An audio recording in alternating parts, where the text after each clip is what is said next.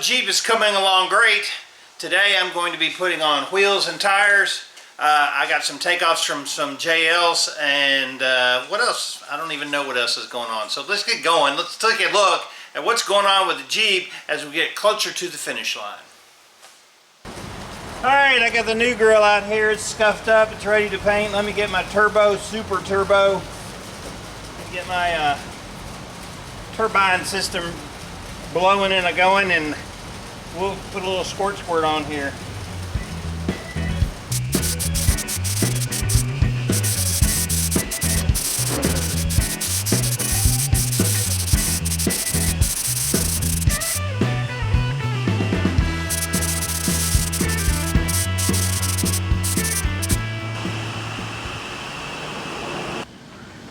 This one looks beautiful.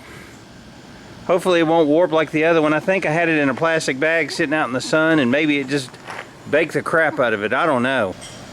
But this one looks ready to go as soon as it dries up. If you look at these headlights, they are just in really, really bad shape, and these are the factory originals. They're all frosted up, kind of a brownish color on the top. You might be able to polish them out a little bit, but I don't think they'll ever be worth anything. So, one of my favorite upgrades to do for Jeeps is the KC Highlight Headlight H4 upgrade. So it's one of the easiest things you can do to make the headlights look better. Basically, it's a plug and play type system. Plug that into your factory wiring, and then we're going to get the headlights out.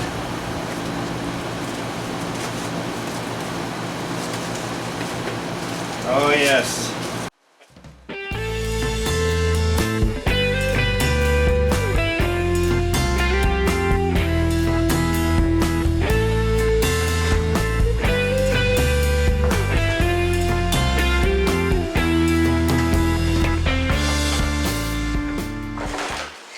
How nice does that look?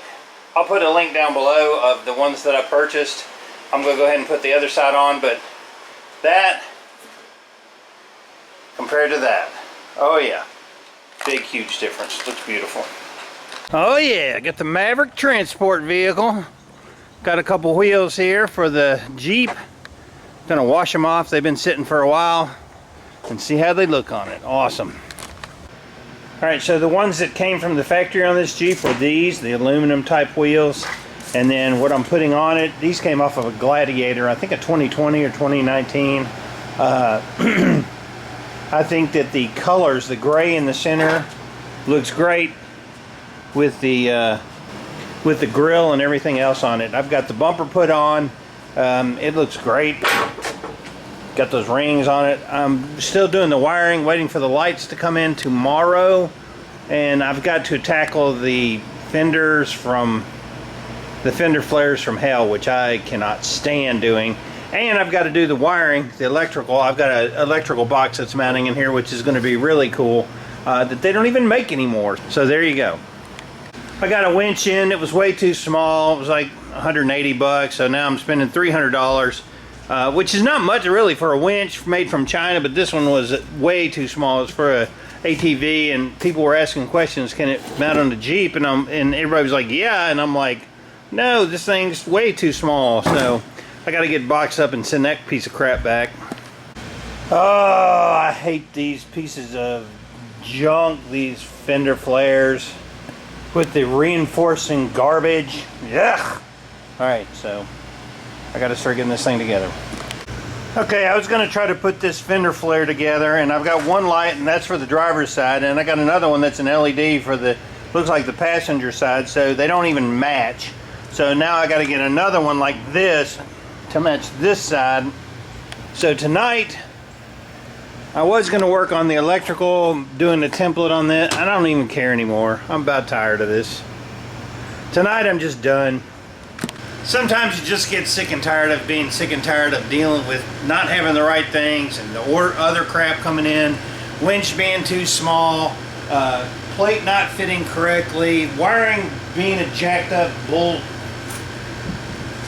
Tonight I'm just really done with it, so I'm gonna throw the wrench in for tonight, go order a couple parts so I can get this fender flare put back together with the correct light on it. and go from there. Maybe I got it at the house. I'm sure I ordered the right one, so dang it. Anyway, that's what you deal with when you're dealing with trying to restore a Jeep. No matter how meticulous you are, there's going to be crap that comes up that you can't find the parts, or parts are the wrong ones. You've got a mirror that's got 2 left sides to it, and tonight I'm just done with it. I'm going to go home, look for that lens. If I don't find it, I'll order another one, and to heck with it. The wheels look absolutely unbelievably awesome. I love the wheels. I think they match the Oscar Mike theme that I'm going for. I've got the graphics to put on. I've got a little bit of buffing to do. Anyway, that's going to be it for tonight. I've had it. Well, I think I'm in a little bit better mood. I never did find my side marker lights over here, which is aggravating the crap out of me because I know I paid for them. I found it on my receipts, but I don't know where they went. I have no clue whatsoever. I've got one. I got another one coming in. But I thought, after spending a long amount of time fishing those wires up through this new bumper, I got some KC highlights, Rally 400 4-inch beams to put on here. I think they'll look super cool. And I've got my Apollo-Tech lighting console that needs to be installed. And they don't even make this anymore. Another company bought them out. But I bought this because I thought it was like one of the coolest things since sliced bread, to where it mounted up on the top up by the windshield. So I'm going to be installing that. And basically that's your power connector for everything, going to your switches with relays built in. So that's super cool. I'm going to go ahead and get the lights on and then install the Apollo Tech, and then at some point I'll get a side marker light and I can start battling those fender flares. I ran the power wires up through the bar because I didn't want them coming up the bar and zip ties and everything else, so that turned out really clean and nice. And the wires, and they come out underneath. So we got to fish it all, and the power connector actually goes right here. So I'm going to go ahead and get the lights installed, get those wired on, and then we can go from there. Isn't that sweet and pretty? A 4-inch little light, and it's got the grill that goes on the front of it. Here, it says KC. So these are actually really nice. I think they'll look great up here. Oh, ain't that pretty? 2 little KC highlights on the front, and the wiring is completely tucked up inside the tube going up, and then it comes up here. So now I just have to have the Apollo switch box installed. Man, that looks good. I've got the box mounted. I got to do a little additional wiring, but it looks nice. This is the Apollo Intech control box, and you can see that each one of these has a relay, and you just hook up your wires into here, and it corresponds with the switches in there. So I've got to reroute this wire up underneath, and then the other ones from the front. But as far as like everything else being done, this is it. Let me tell you why I love this Apollo Intech system here, because everything's self-contained. You've got your relays here, your wires connect in the back, right? You've got a fuse on each got a fuse here on each circuit. I think those are 30 amp. Then your wiring's neat. You can zip tie it across, right? And then you've got another main circuit breaker here in case something goes awry. And then it mounts to your battery, and you've got another wire that goes up, and it actually connects in your circuit box right here to your ignition wire. So when you turn your ignition off, it's going to kill the lights. So you can't kill the battery by accidentally leaving it on. So this thing is really well designed. And then of course you got your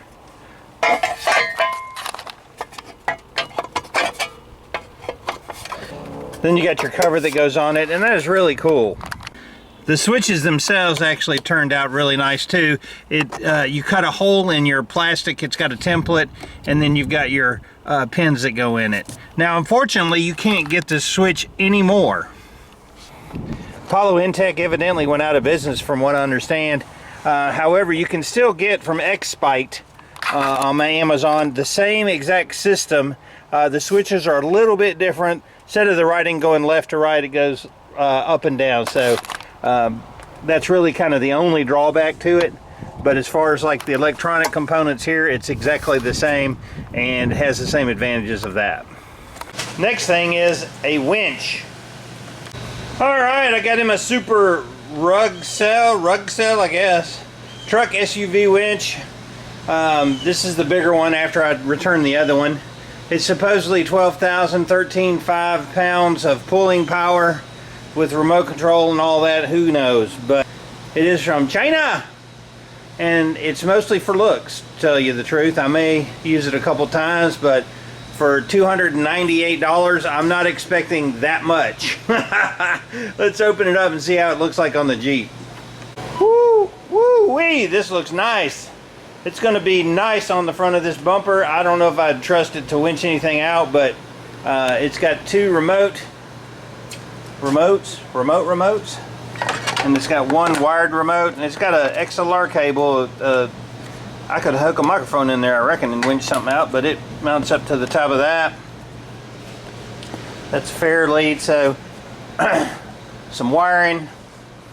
So I'm going to go ahead and get this thing mounted up, but it's going to look really nice on there. Whether it works well or not, who knows, but it'll look bad to the bone. So I'm super happy with it. What the heck did I do to my fingers? I don't even know how I scraped them up, but they are bleeding and scraped up, and I guess it makes me feel like I've done something today. Straight from China. Shifter action. Actually, it looks nice. Okay, awesome. Look at that. Awesome. I'm gonna get it unboxed here and see if we can get this thing installed. But super. It actually does look nice. Looks like better than this one. That's the original. It's pretty wore out. Pretty gross looking. So this one is definitely an upgrade. Alright, that's going to be it for today's video. My takeaways are this. I love that switch and the box assembly because it's got the relays and the fuses, the main fuse breaker, and the wiring is already on there. You just have to run it around and connect it to the battery. That thing is awesome. Now, just because you can't get the original one, the Apollo Intech that I used, the second one actually is the same exact box. Everything's the same except the switches are slightly different. But as far as like the functionality goes, you just run your wires into it, screw them down, and you're good to go. So that is awesome. I'm in a better mood because I got more things done. I've got just a few more things left on the Jeep to get finished, and then we'll be driving this sucker. I don't know. I'll go through that later. But anyway, appreciate you watching. Appreciate you being a subscriber. Any questions, comments, post them below. The Jeep is coming together. I'm David from the Redneck Garage. Keep turning wrenches.